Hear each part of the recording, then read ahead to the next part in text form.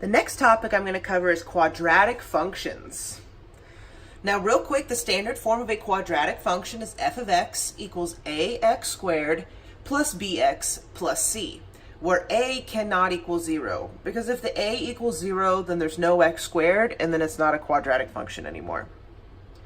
A quadratic equation creates a U-shaped curve called a parabola. This one right here, I graphed it on my calculator, but you guys can do that too. And it just made a U-shaped curve slightly off to the center. The negative one went upside down. So if a is positive, the graph will open up. And if a is negative, the graph will open down. Parts of a parabola, the vertical line that divides the parabola into two equal parts, is called the axis of symmetry. The axis of symmetry can be found by x equals negative b divided by 2a. The turning point of the parabola is called the vertex, just like on our absolute value functions.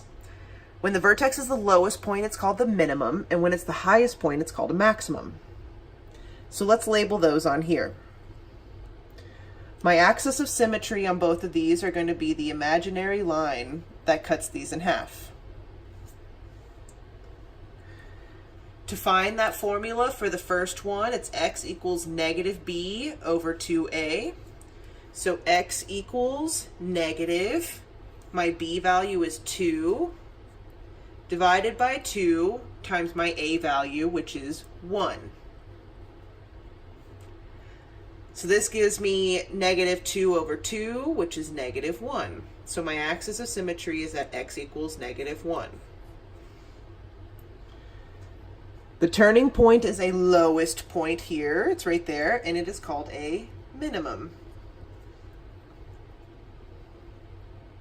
And I'll let you guys go ahead and pause the video to find this one.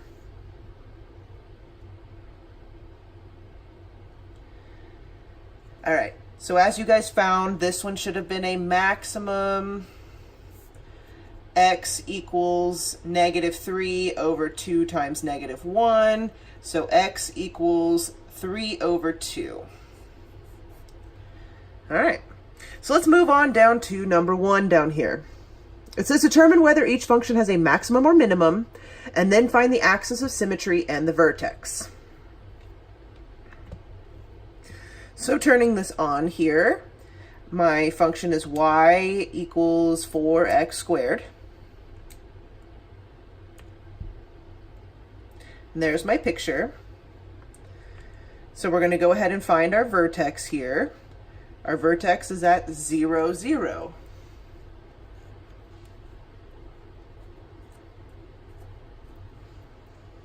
Now I want you guys to notice up here that when we drew those axes of symmetries, that went straight through the minimum or the maximum.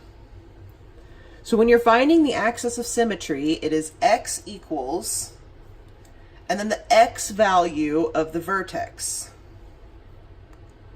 And in this graph we just graphed, that vertex is right down here, so that is a minimum. Go ahead and pause this video, and please continue on and finish problems 2, 3, and 4, and press play when you're ready to move on to the back side. All right, so I'm going to move on to the back side here. Here is number 5. To graph by table, it's pretty much going to be the same as when we did it with absolute value functions. First, you graph it. And there's my picture. Second table, to find the vertex, which is again at 0, 0. So negative 3, negative 2, negative 1, 0, 1, 2, 3. Negative 27, we won't be able to plot that one. Negative 12, we won't be able to plot that one either. Negative 3, 0, negative 3, negative 12, and negative 27. Cool. So now I'm going to graph the points I can, which is 0, 0, 1, negative 3, and negative 1, negative 3. All the other ones we won't be able to plot because they're way down here off the graph. Here is my axis of symmetry, which is the line x equals, and the x coordinate of the vertex, which is 0. And here we are there's our picture. Now we're going to go ahead and just state our domain and range real fast. The domain for all quadratic functions is all real numbers. The range for the quadratic functions will either be y is greater than if it goes up, or y is less than or equal to if it goes down, and whatever the y coordinate of the vertex is. Go ahead and complete the rest of this page, and I'll see you back for our next video.